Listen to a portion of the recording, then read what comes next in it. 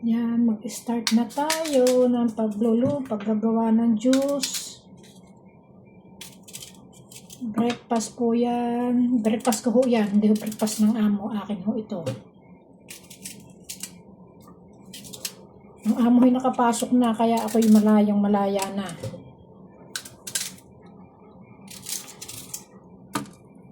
Ayan.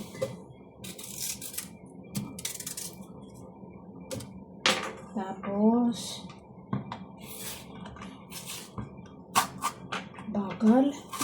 Ito po, ilalagay po yung gatas.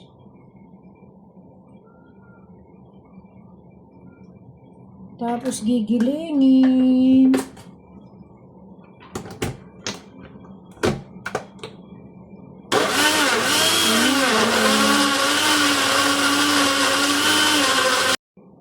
Tapos ito pa ho, ihahalo ang saging. Gigilingin din yan. Tapos ito, dragon fruits. Hahalo-haluin po yan. Para masarap. Yan po, every morning yan po ang aking breakfast. O yan, ganyan. Ganyan ang breakfast ni Inday. Gigilingin po yan ng pinong-pino. Ganyan. O, tapos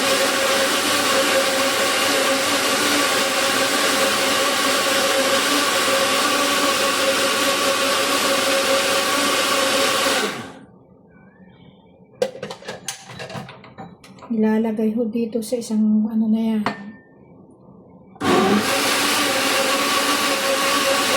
Yan ho, luto na yan. Ano, tapos nang gawain. Siya, mahugot. Yan, ilalagay ko ho yan sa baso. And then, ititira ho yan para bukas. Yung isa ho para bukas, para tipid.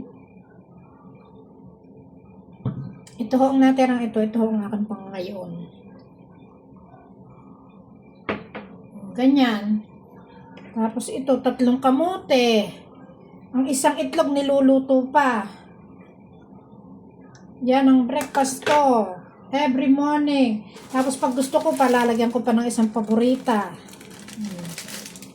Busog, lusog. Healthy foods. Ang kay auntie na breakfast. Thank you, Lord.